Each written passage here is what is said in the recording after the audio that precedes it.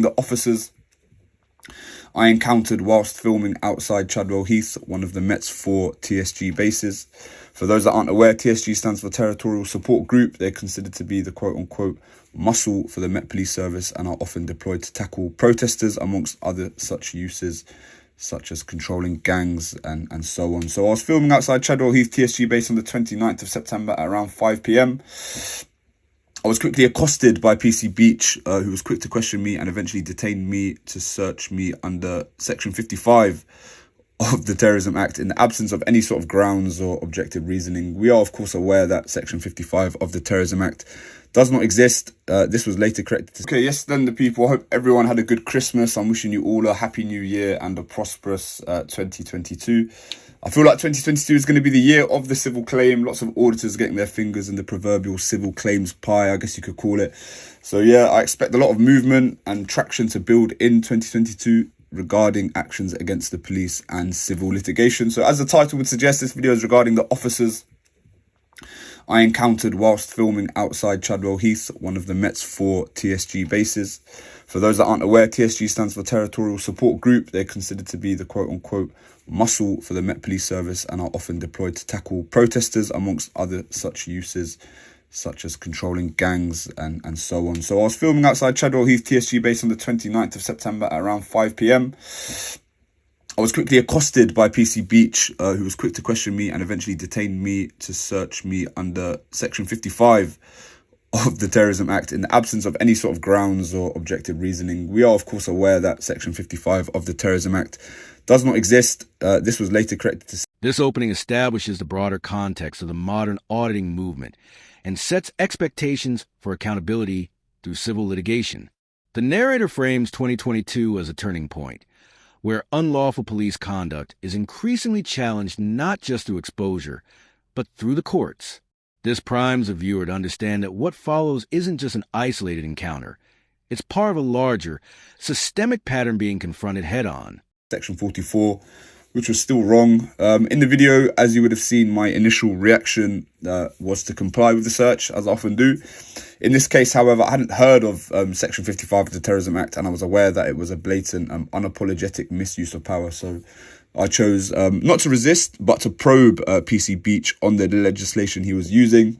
This then prompted PC Beach, along with the help of 3 other officers, to tackle me to the ground, handcuff me, which resulted in injuries to my face, wrist, and a rip to my jacket. So yeah, rest in peace, that jacket. Yeah, so this is the face situation.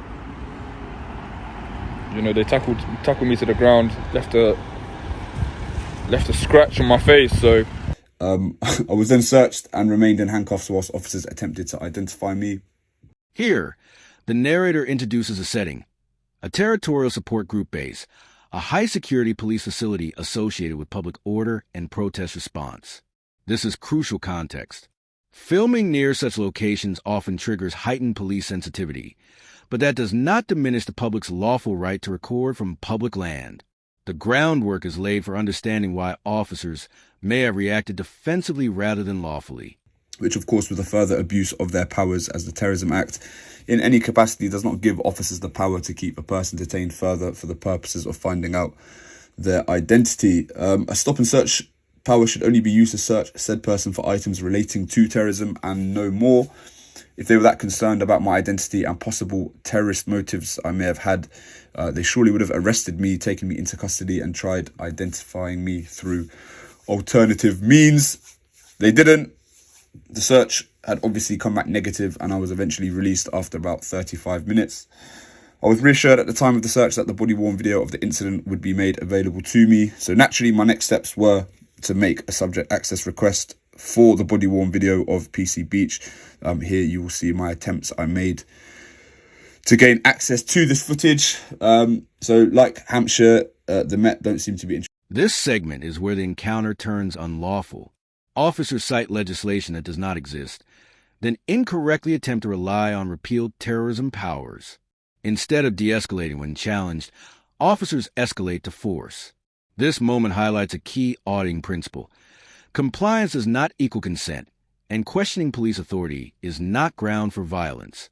The use of force here appears reactive, not justified. Just in promoting any form of transparency, and it seems as though they're trying to withhold the footage from me. So anyhow, it was clear from what you would have witnessed in the Chadwell Heath video that there were several mishaps and thus blatant grounds for a civil claim to ensue.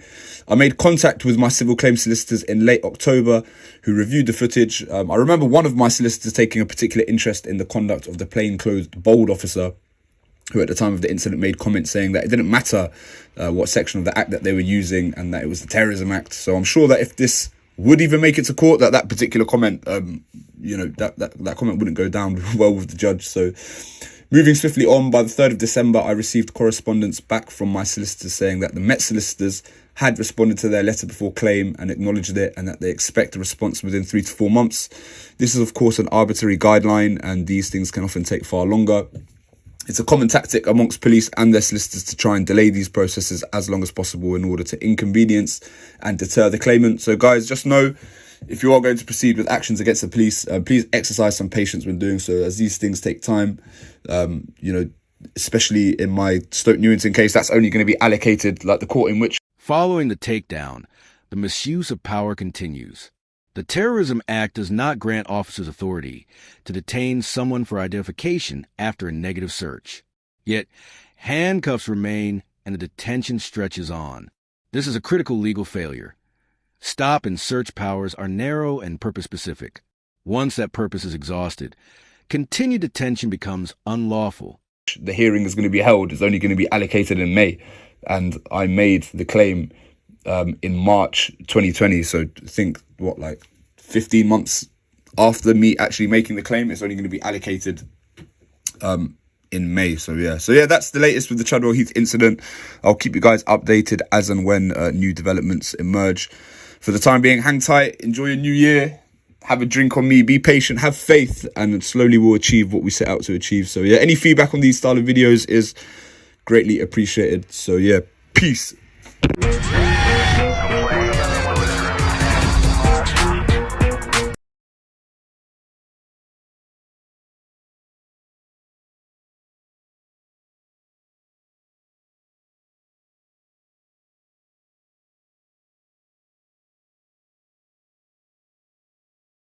The focus now shifts from the street to the system. Despite assurances, body-worn camera footage is withheld, a recurring issue in accountability cases. Legal counsel identifies multiple failures, including dismissive comments from an officer suggesting legality doesn't matter. These statements, if tested in court, can be devastating for a defense. Transparency delayed is accountability denied.